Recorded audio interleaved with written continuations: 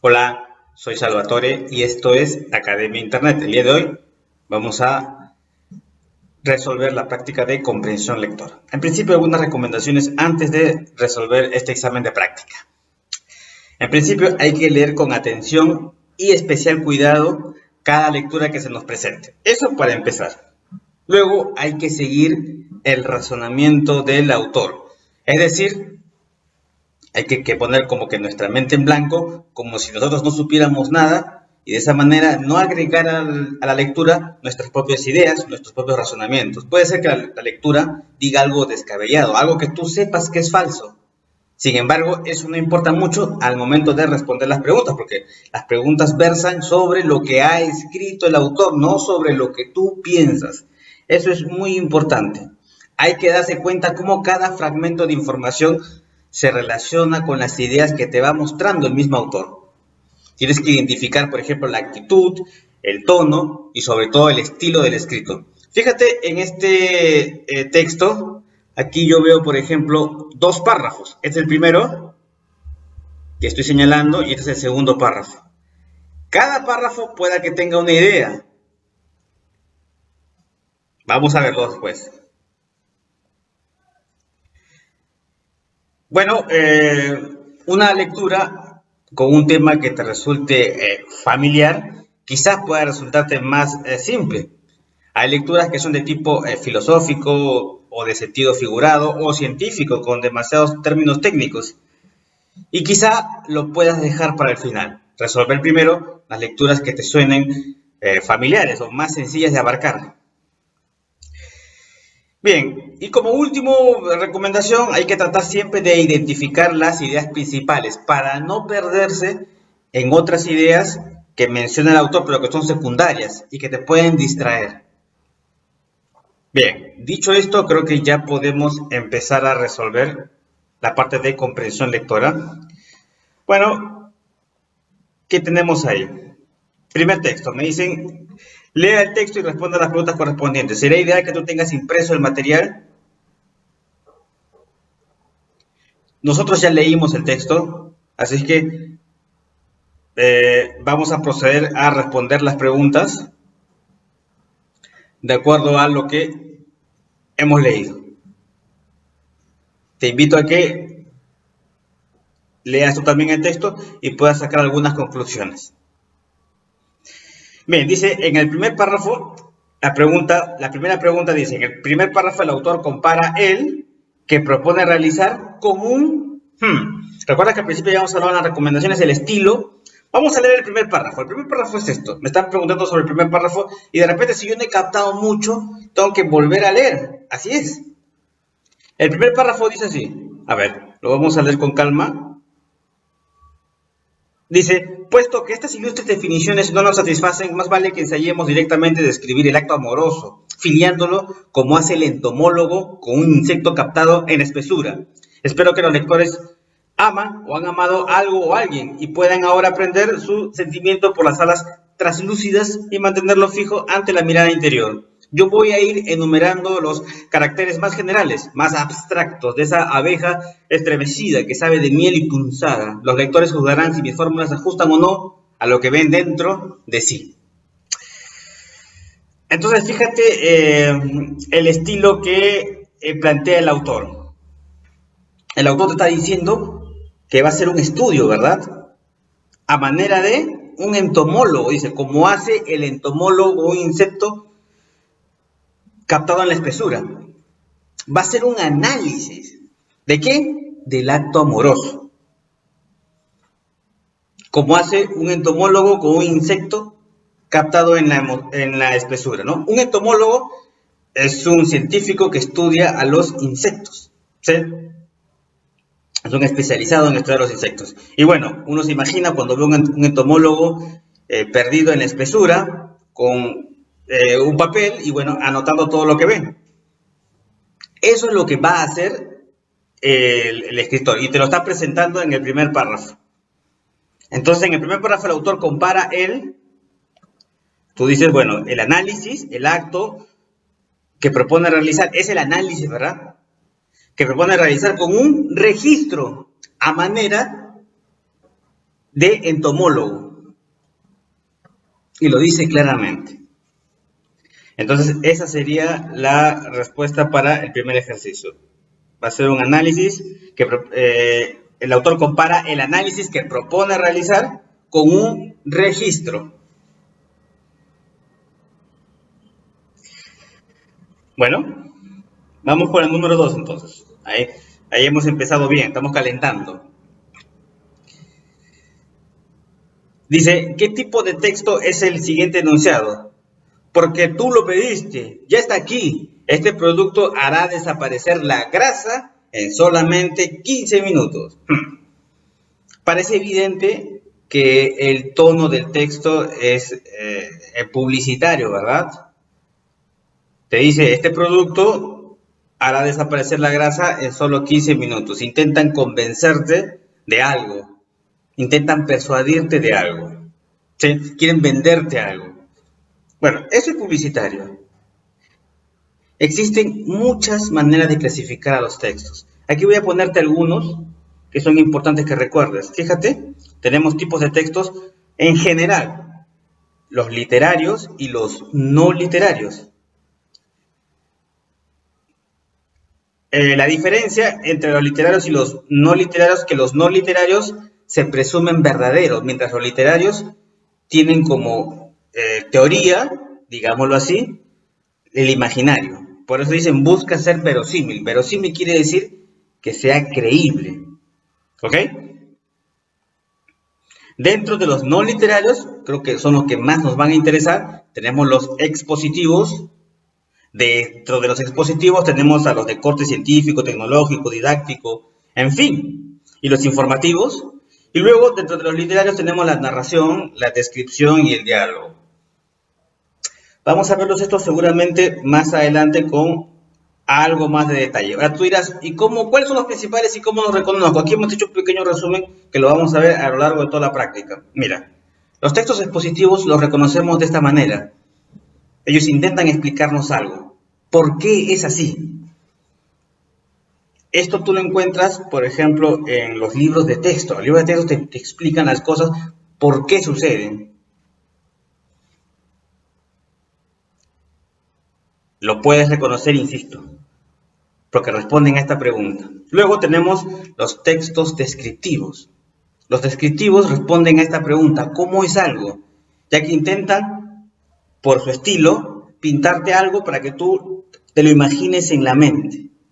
Lo reconstruyas visualmente, mentalmente. Una guía de viaje, por ejemplo.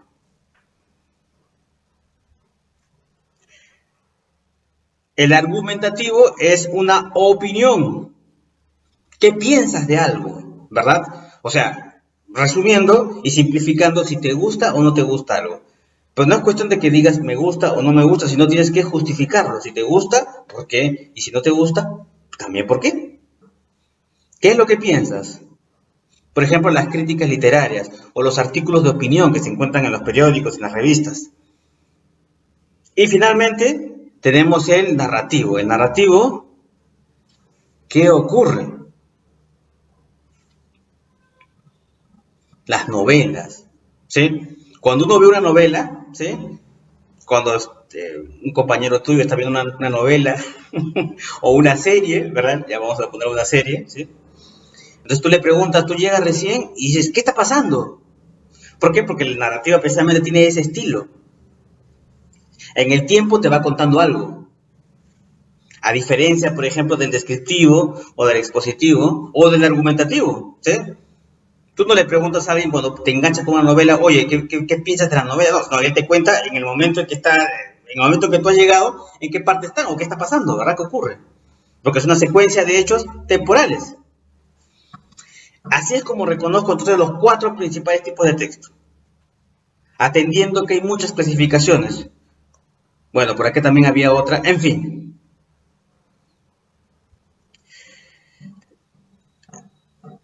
Vamos con la siguiente pregunta. ¿A qué tipo de lenguaje pertenece la oración? La mecánica cuántica es la parte de la física que estudia el movimiento de las partículas elementales. Si alguien te habla de la mecánica cuántica y te dicen que es parte de la física, nosotros sabemos que la física es la ciencia pura, la ciencia misma, ¿verdad? La ciencia de la física. Entonces es un contenido científico, definitivamente.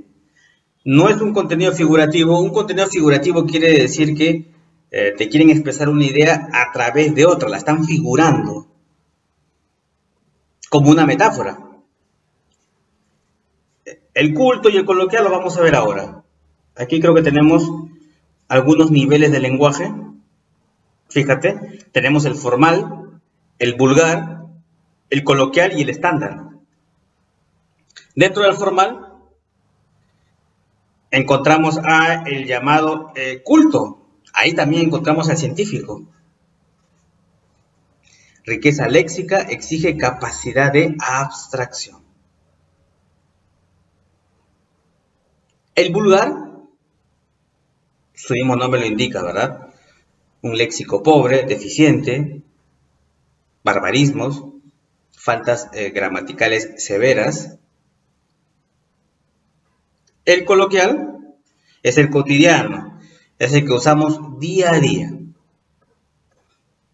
Se permite un uso de modismos. Dicen, es sencillo, pero no vulgar.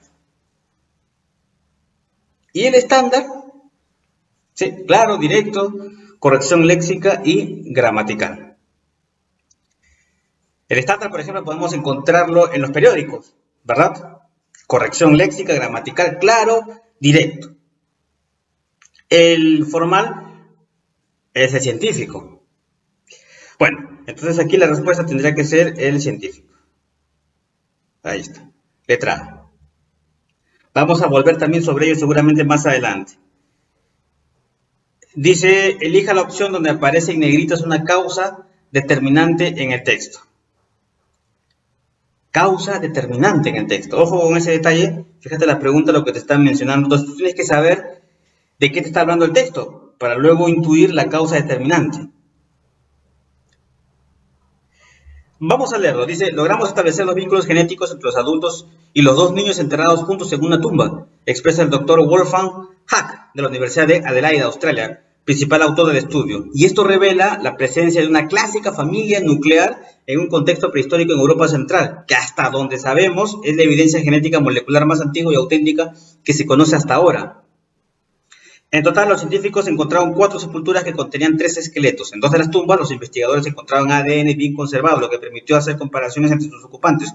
Una de ellas contenía la familia nuclear y en las otras había 3 niños de la misma familia y una mujer no relacionada. Y lo más intrigante es que el arreglo de los muertos parece estar reflejando su parentesco en la vida.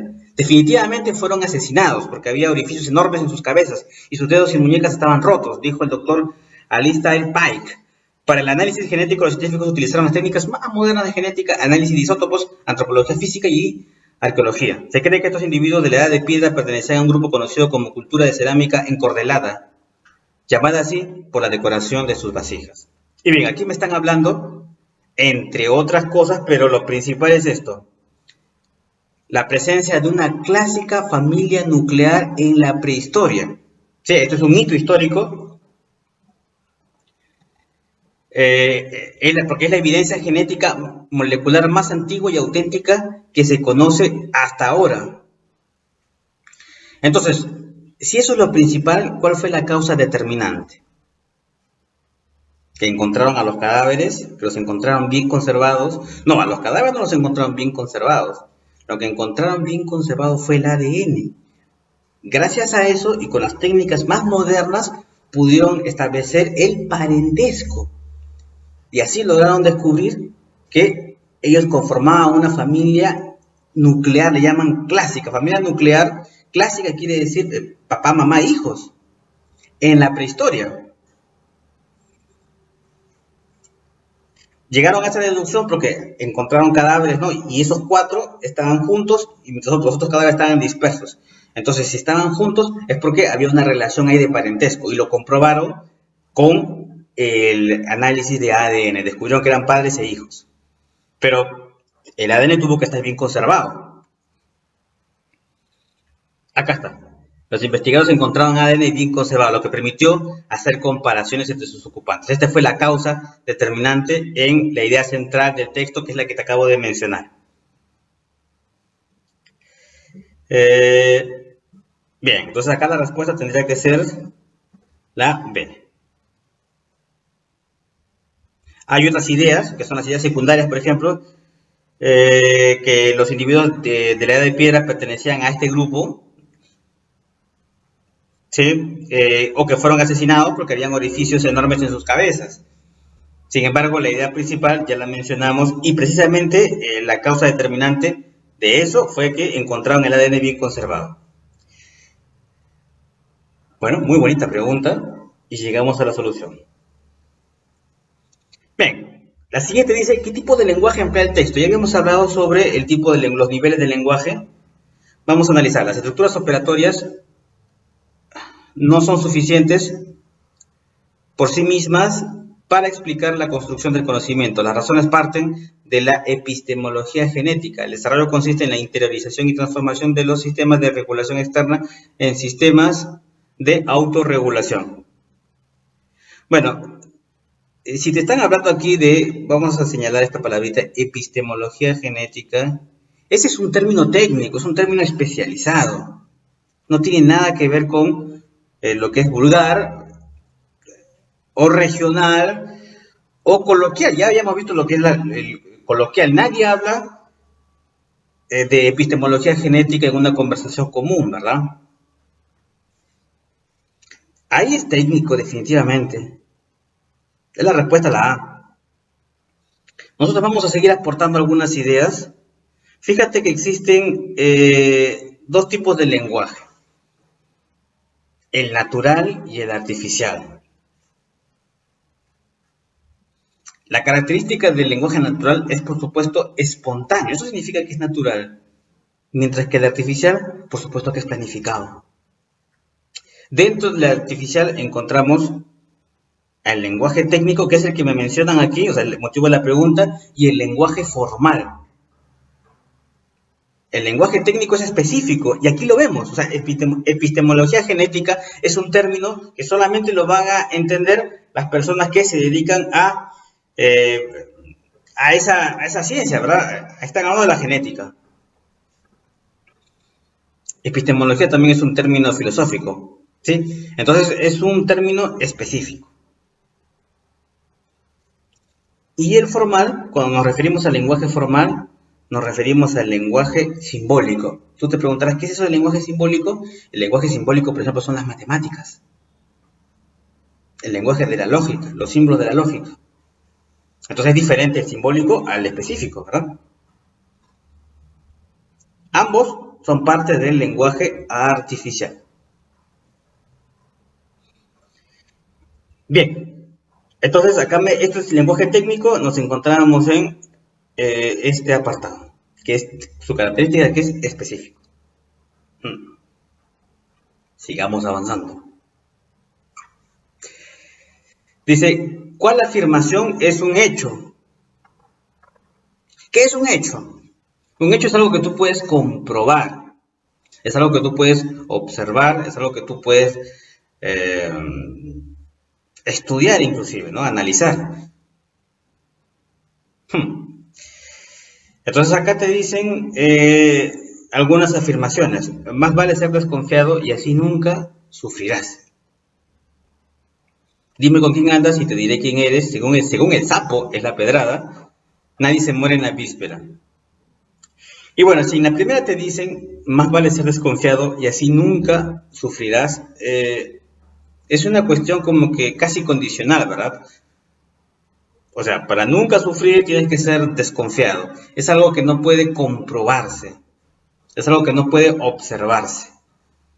Por lo tanto, no puede ser un hecho. Luego, dime con quién andas y te diré quién eres. Tampoco es algo que puede... eh, es algo factible. Es algo comprobable. Sí, una persona puede juntarse, por ejemplo, con músicos y no ser un músico. O cosas así. Según el sapo, es la pedrada.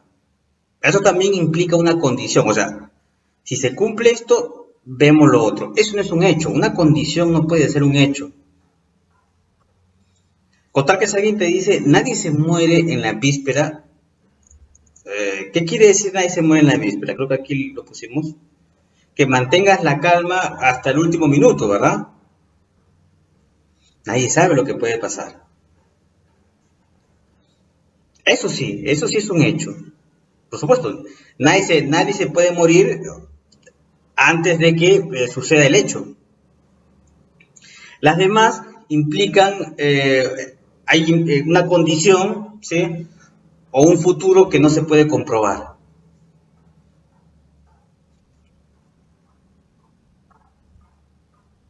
Aquí nos inclinamos por la letra D, ¿verdad? Bueno, son putas capciosas.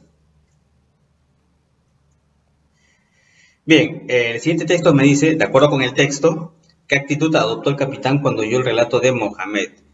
Te invito a que leas este texto que es bien bonito. Hay una enseñanza ahí también. Esto cuenta que hay, brevemente, que un hombre que se soñó, acá está el sueño, acá está.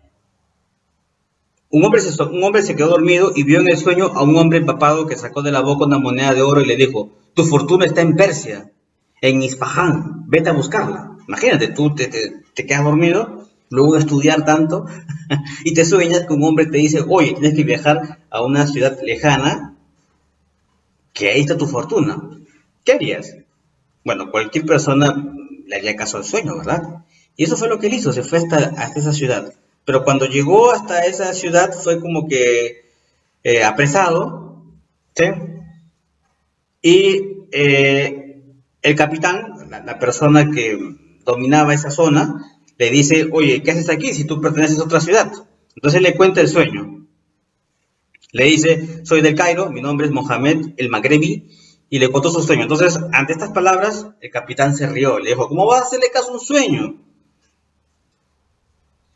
Y acabó por decirle, hombre desatinado y crédulo, 3 veces he soñado con una casa en la ciudad del Cairo, en cuyo fondo hay un jardín, y en el jardín un reloj de sol, y después del reloj de sol una higuera, y luego de la higuera una fuente, y bajo la fuente un tesoro.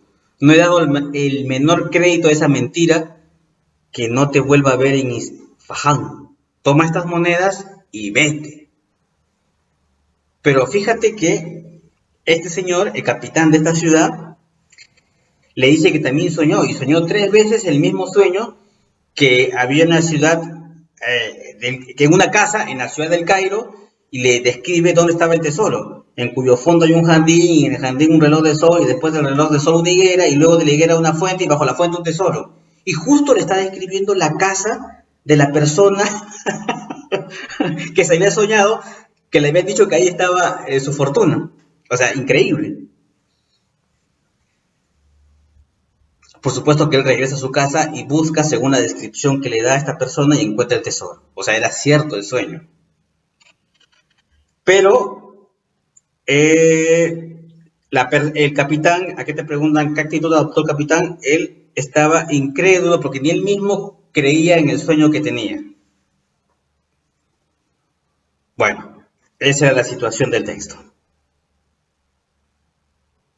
Problema número 8 dice, las siguientes frases son ejemplos de lenguaje figurativo. Ya hemos dicho que el lenguaje figurativo quiere decir una idea a través de otra. Tú dirás, pero ¿para qué yo voy a recurrir a otra idea para conectarla con otra? Y aquí está la respuesta, fíjate, tenemos un ejemplo.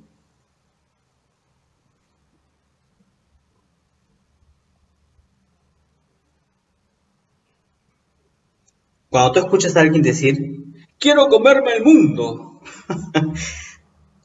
obviamente tú no te imaginas esto, ¿no? No, no, no, imposible. Quiero comerme el mundo. Está dicho en sentido figurado. O sea, no puedes tomarlo literalmente porque nadie puede comerse el mundo.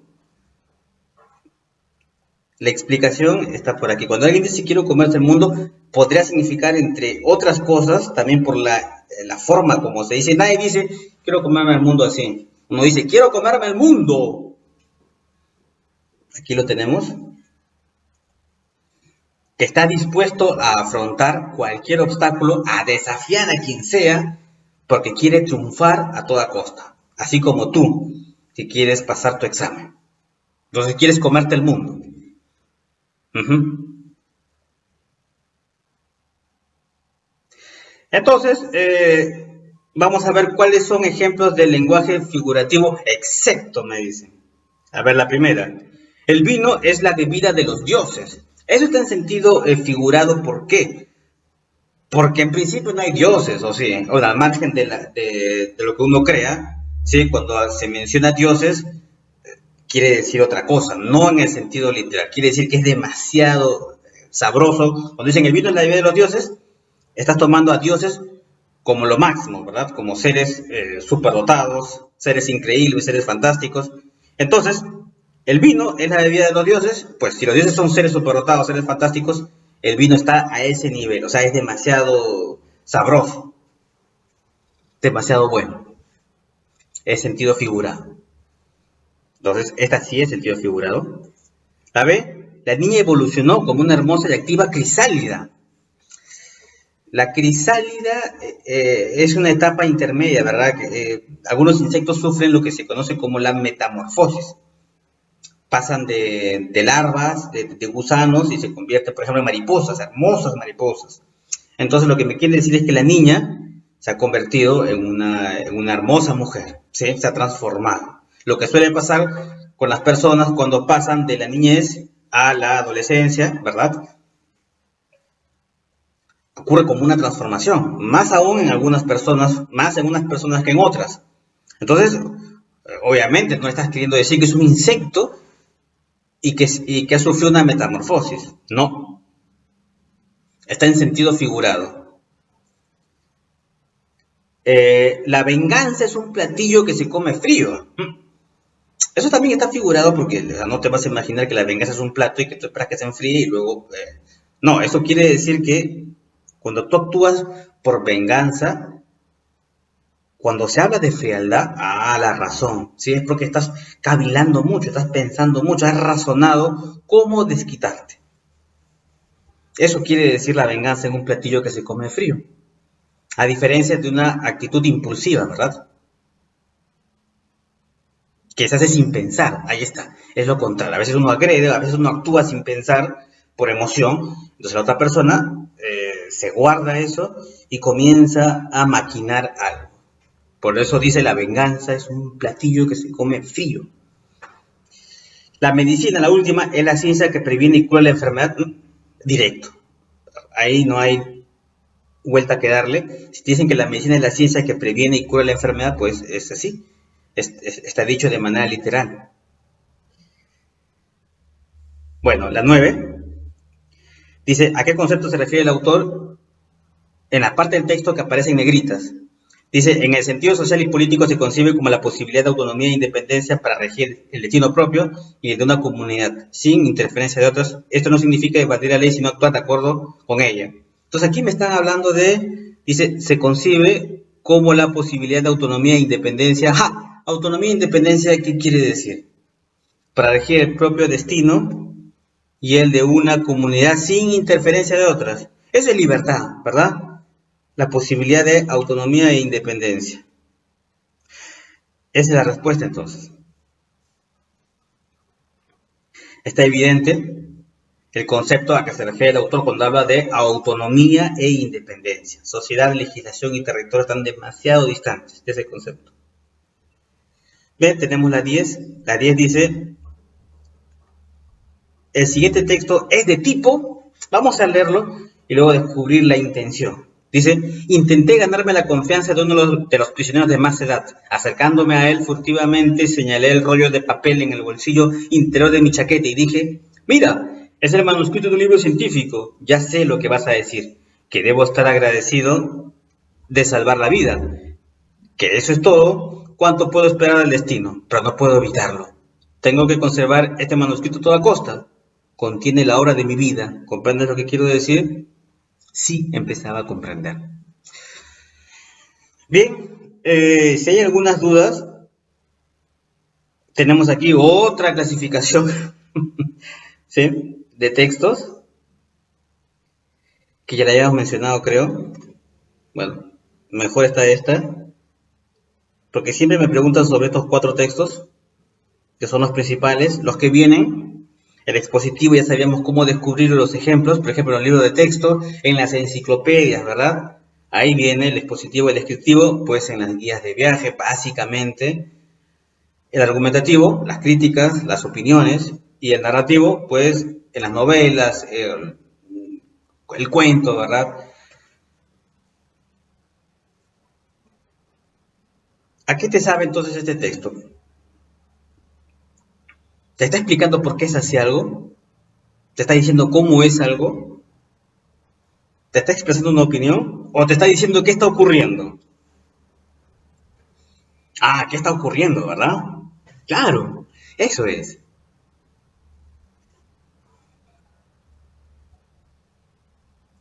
Parece una novela, o fragmento de una novela. Entonces el narrativo te cuenta una sucesión de hechos que ocurren en una línea de tiempo. Por eso te decía, tú lo reconoces porque cuando tú estás viendo una serie y de pronto llegas tarde, o una película de cine, llegas tarde y preguntas, oye, ¿qué está pasando? Cuéntame lo que ha sucedido hasta ahora. Eso es. El narrativo entonces. Respuesta letra A. Dice el mercado de los medicamentos falsos. Bueno, aquí está hablando sobre precisamente los medicamentos falsos. Y fíjate que en el segundo párrafo, de eso tiene 3 párrafos, pero mira el segundo párrafo, se calcula que en China han muerto cerca de 200.000 como consecuencia del uso de leche en polvo, tabaco y medicamentos falsos.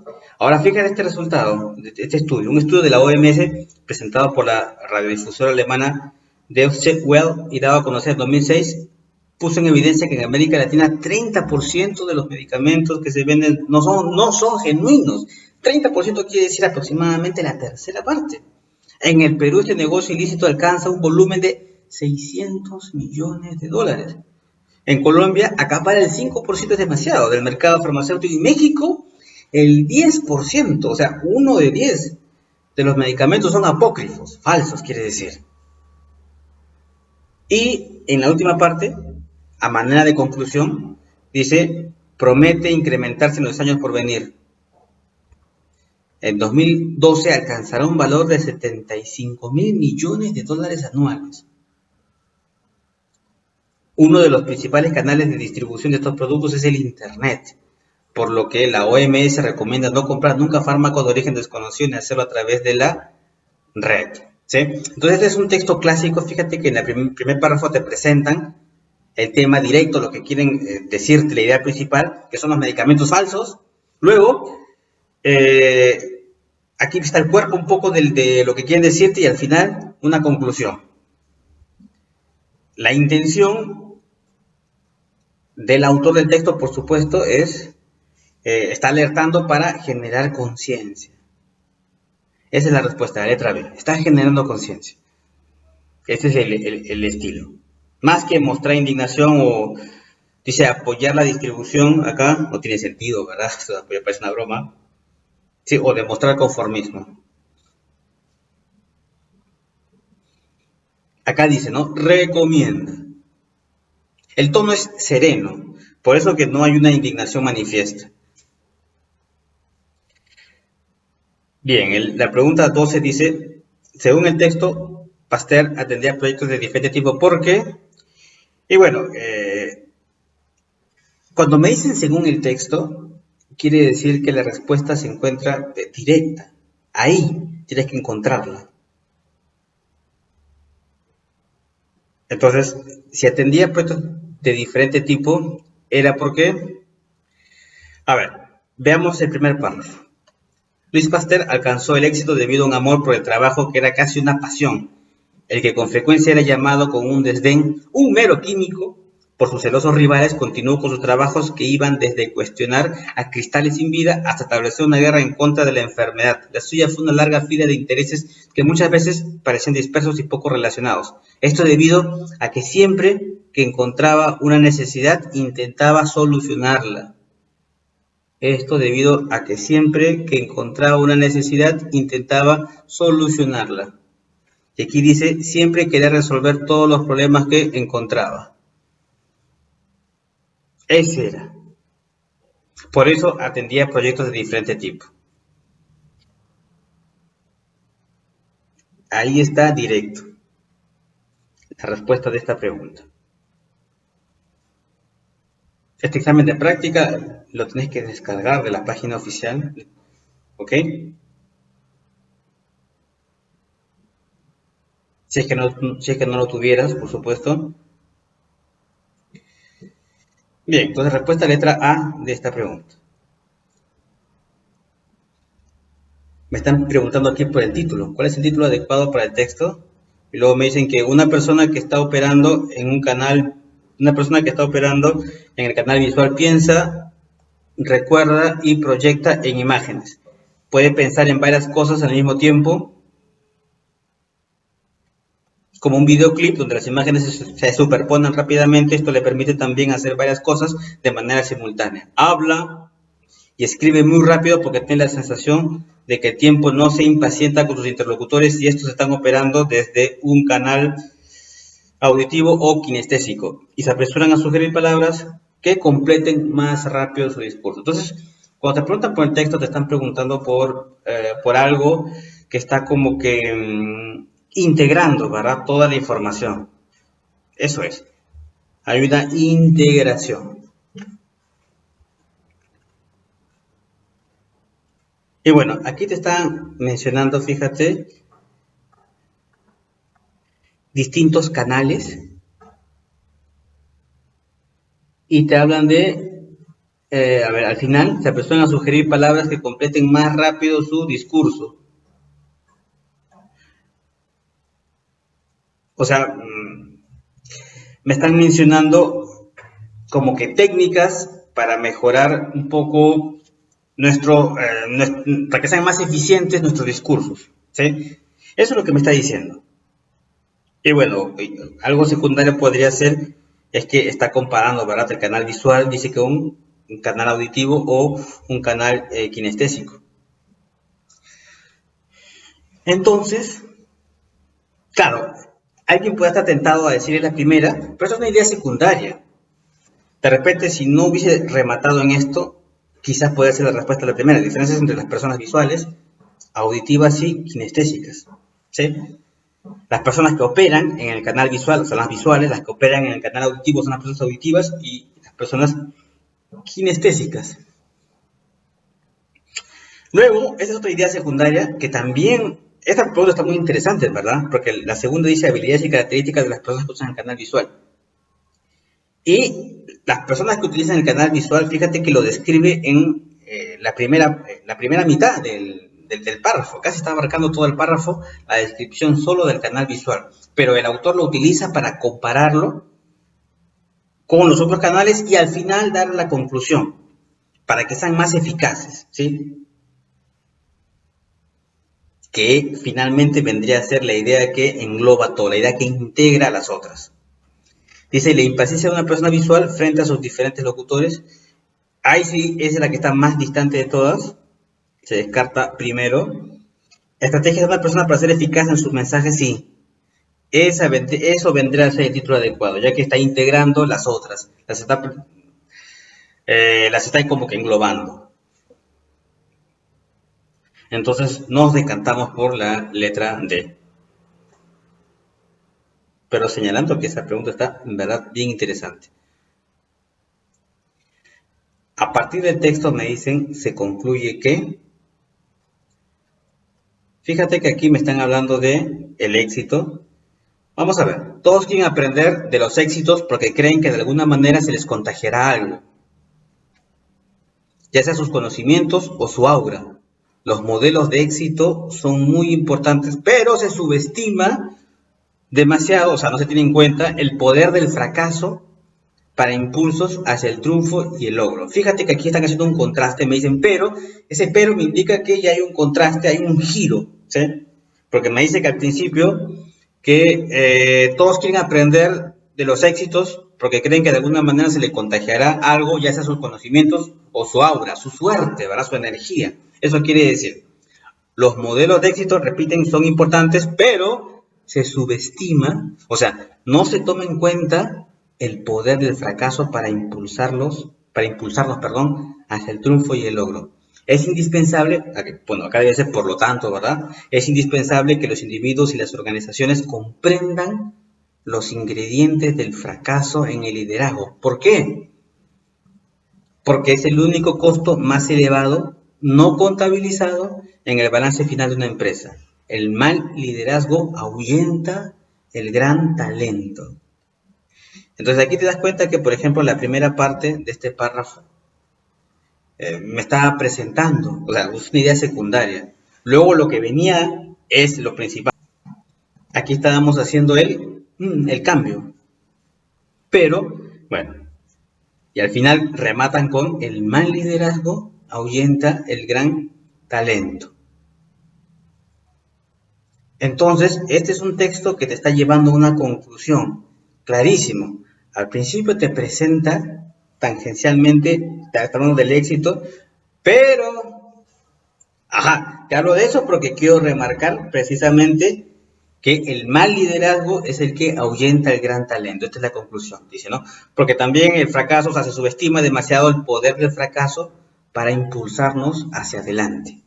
Por lo tanto, finalmente, en conclusión, el mal liderazgo ahuyenta el gran talento. No siempre la conclusión está al final. Bien, entonces respuesta a la letra C para ese texto.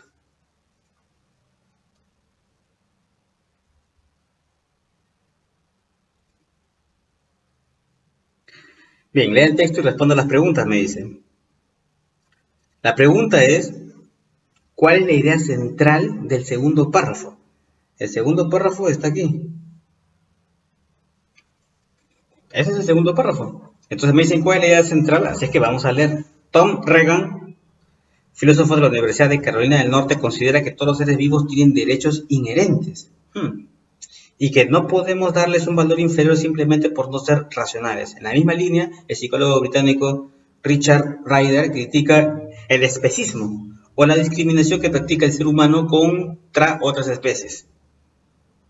Entonces, parece evidente que en ese segundo párrafo se aboga por los derechos que tienen todos los seres vivos, que dice tiene derechos inherentes.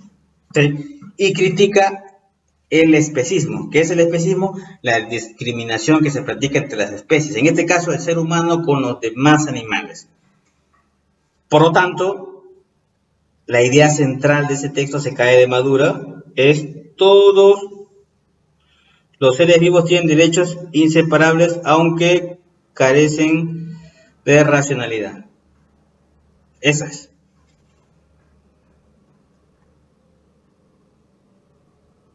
Aún los animales que carecen de racionalidad. Todos los seres vivos tienen derechos inseparables.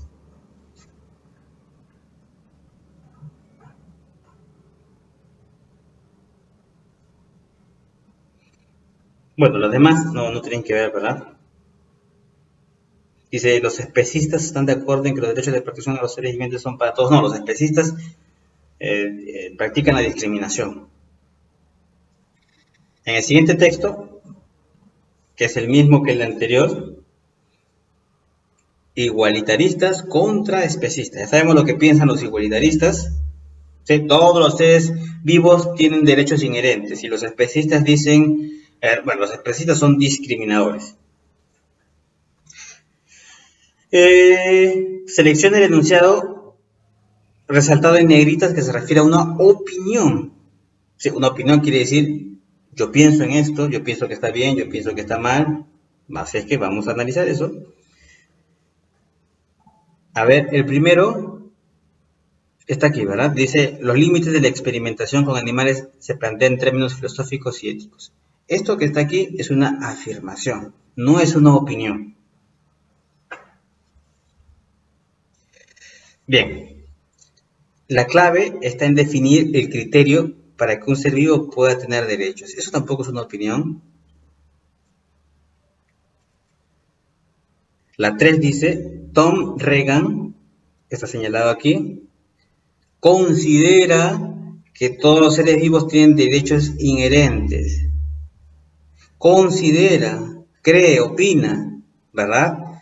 Que todos tienen derechos inherentes. Eso es una opinión, él está considerando. En esta parte en negritas no está diciendo por qué, solamente considera, es una opinión que da él. Entonces la respuesta el 3.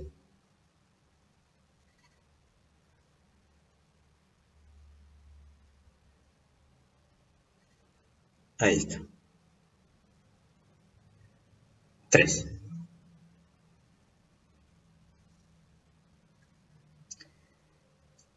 ¿A cuál tipo de texto pertenece el ejemplo? Me dicen la hidrología, en la ciencia que estudia las propiedades físicas, químicas y biológicas del agua, su ocurrencia, circulación y distribución sobre y debajo de la corteza terrestre, así como su presencia en la atmósfera y sus relaciones con el medio ambiente y con los seres vivos.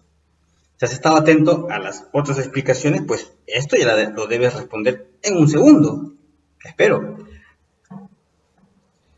Entonces, ¿este texto de qué tipo es? ¿Responde a alguna de estas preguntas que te he planteado ahí? El tono. Esto parece un libro de texto, ¿verdad? Parece que es la información que le encontraras en un diccionario. Eso es. Entonces, eso es positivo, porque te está diciéndote, te está respondiendo por qué es así.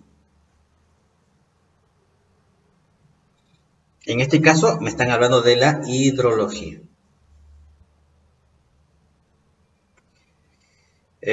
No tiene que ver con descriptivo, ni argumentativo, por supuesto. No te está diciendo qué opina de la hidrología, si es positiva, si es negativa, si es una ciencia difícil de aprender, si es una ciencia un poco más simple. No. Simplemente te está diciéndote por qué es así. Esto es expositivo en toda la regla. Letra D.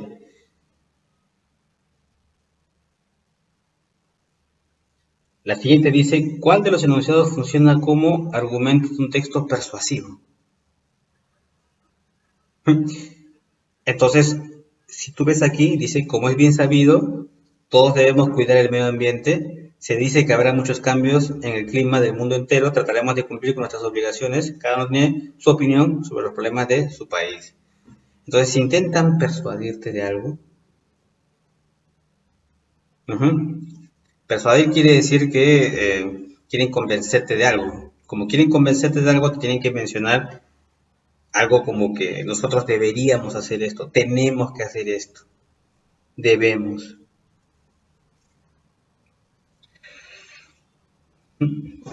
Eso es. Ahí tenemos un texto, un enunciado persuasivo, ¿sí? Los demás son meramente informativos. Bien, vamos con la siguiente. Según el texto dice cómo es la ciencia. La ciencia trata, se dice, de imponer una visión única del mundo, es lo que nos cuenta el texto, y descalifica cualquier otra. No tolera que existan maneras distintas de entenderlo y las tacha de simples creencias o supersticiones sin mayor fundamento. Fíjate cómo empieza el texto. Me dice, la ciencia trata, se dice, de imponer, se dice, o sea, está presentando el tema, ¿sí? Sin embargo, en el siguiente párrafo lo contradice. Dice, si esto fuera cierto, o sea, que la ciencia tacha a todo lo demás como supersticiones, o sea, menosprecia, dice, si esto fuera cierto, sería grave. De hecho, alguien que sostenga un punto de vista así de radical, no hay más verdad que la de la ciencia, caería en el fanatismo científico o cientificismo. En la primera lanza una idea, en la segunda la corrige, entonces ahora viene el punto de vista. ¿Sí? Ese es un estilo de trabajar, o sea, planteas una tesis, luego una antítesis, o sea, lo niegas, y luego viene la síntesis, lo que quieres decir. Esa es la estructura de este texto. Quien piensa así no es un científico, sino un fanático, porque en realidad la ciencia es quizá la forma de pensar más abierta a nuevas ideas que existe. Tiene que serlo por su propia naturaleza. Su función es generar teorías acerca del mundo y luego someterlas a prueba de manera honesta para averiguar si coinciden con lo que existe en ese mundo. Entonces, ¿cómo es la ciencia para el autor del texto? Dice la primera alternativa, dice radical, eso lo tachamos, porque obviamente él está criticando la radicalidad, lo que él llama el fanatismo. Quien piensa así no es un científico, sino un fanático. Él habla de que la ciencia es quizá la forma de pensar más abierta. Entonces, lo de radical no combina, falso.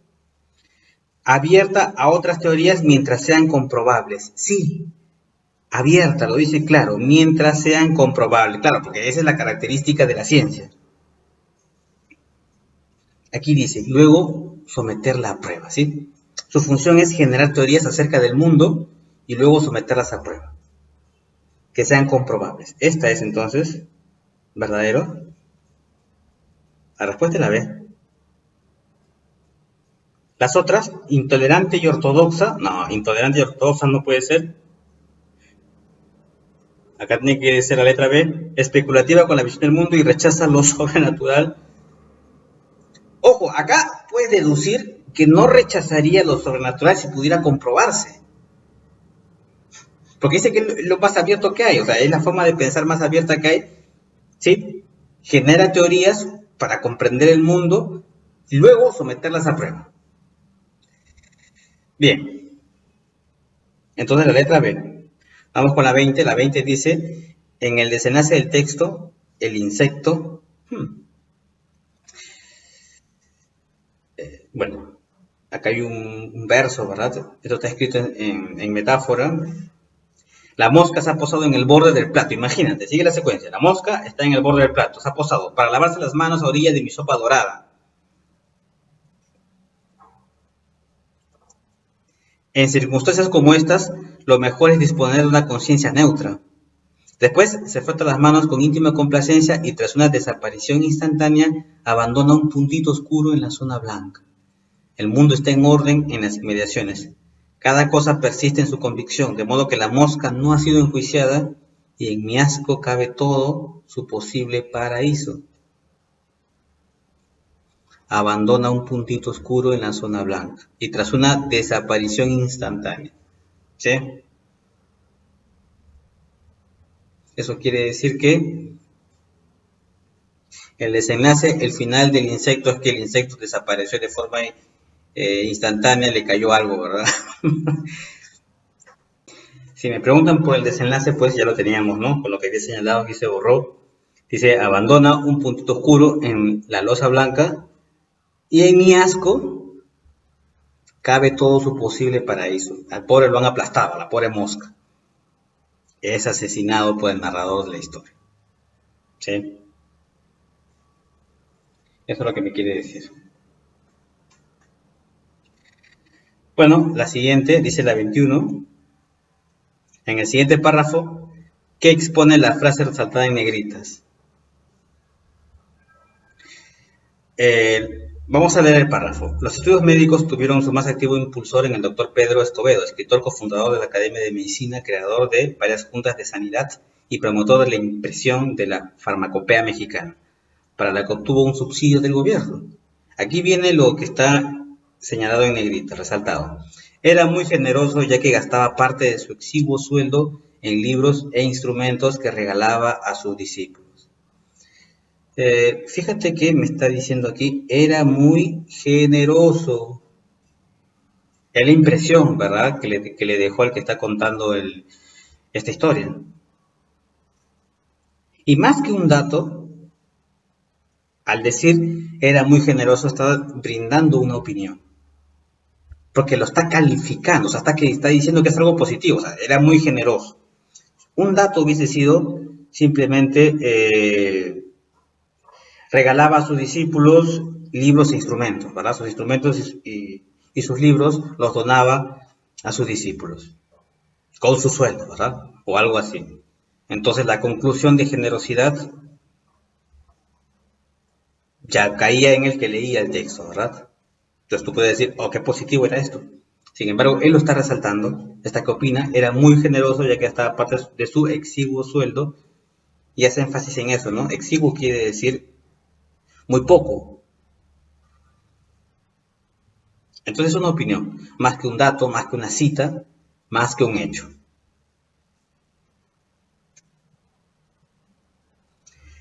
¿A cuál tipo de texto pertenece el fragmento? Dice aquí, estulticia proviene del latín stultitiae.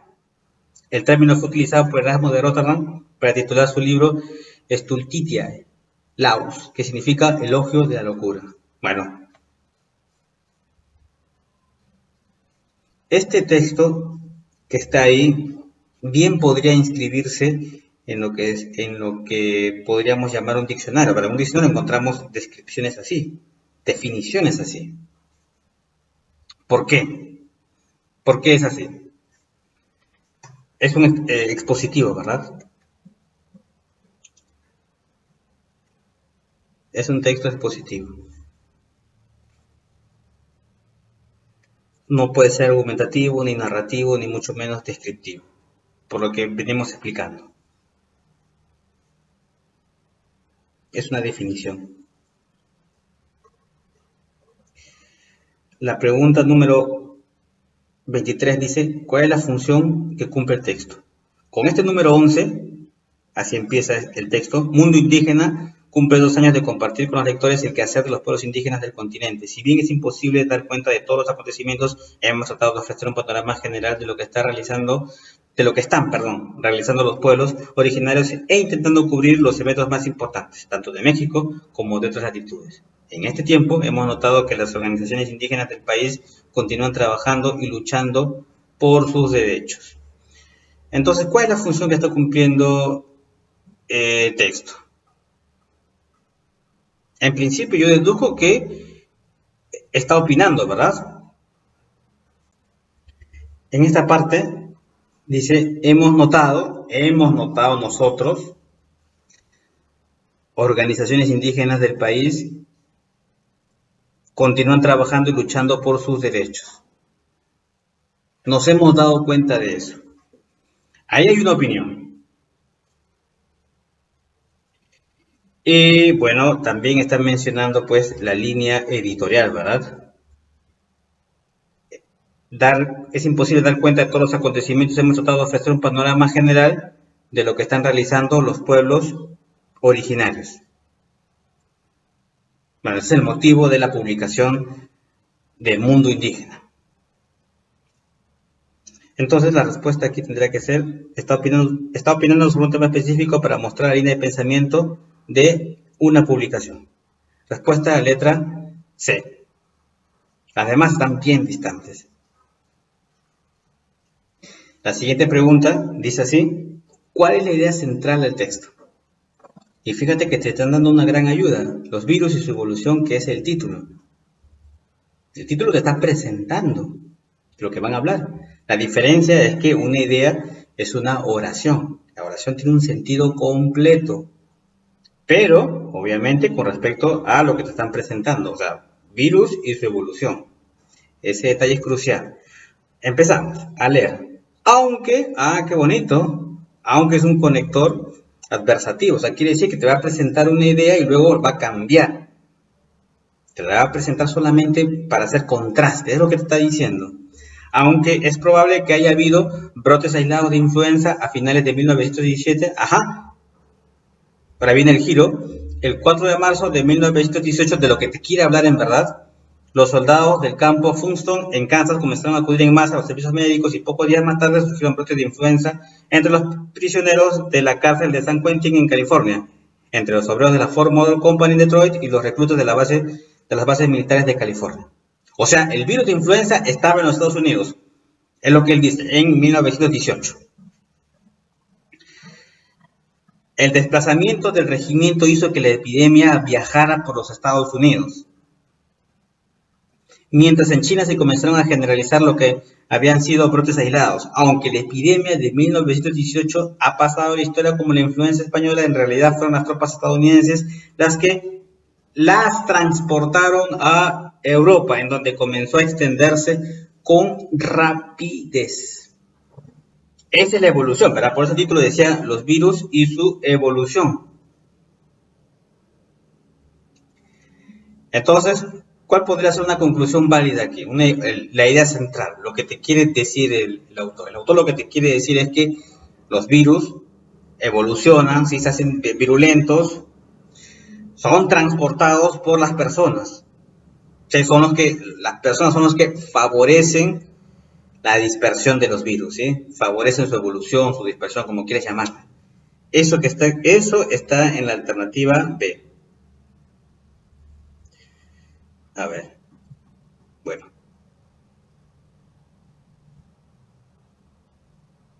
Esa es la respuesta. Los virus son transportados por los humanos favoreciendo su dispersión. Y lo menciona claramente, ¿verdad? En 1918, virus de la influenza, el desplazamiento de regimientos hizo que la epidemia viajara por los Estados Unidos. Ahí está, se dispersara. Y luego concluye que en realidad son las tropas estadounidenses las que las transportaban a Europa. Están hablando del virus, ¿verdad? Del mal llamado influencia española, como menciona el texto. Bien, entonces la letra B es la respuesta. Bien, esta es la última pregunta. Dice, ¿qué tipo de relación presenta el contenido del texto? Vamos a ver. El proceso empieza así. El proceso que permite... El proceso que permite que brillen las estrellas y produzcan su energía es la fusión nuclear. A diferencia de la fisión, que significa dividir un átomo, la fusión consiste en unir átomos. En los núcleos de las estrellas el hidrógeno se fusiona para generar el helio. En este proceso se libera una gran cantidad de energía. Por ejemplo, en el Sol, 564 millones de toneladas de hidrógeno son transformados en 560 millones de toneladas de helio cada segundo. Los 4 millones de toneladas aparentemente faltantes fueron transformados en energía.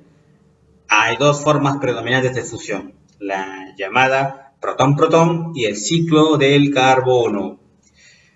Bien, ¿qué tipo de relación entonces presenta el contenido del texto? El contenido del texto presenta causa-efecto. ¿Por qué causa-efecto? Porque fíjate, me está hablando de la fusión nuclear. Sí, o sea, es el efecto. La causa es que en el núcleo de las estrellas el hidrógeno se fusiona para generar helio.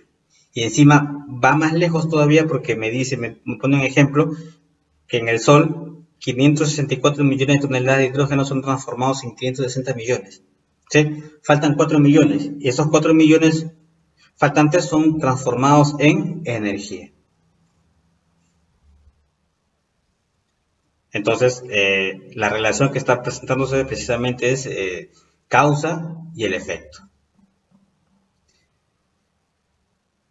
Bueno, chicos, hasta aquí entonces este repaso de comprensión lectora. Esperamos que la explicación haya sido útil. Complementen estos videos con los que hicimos hace algunos meses.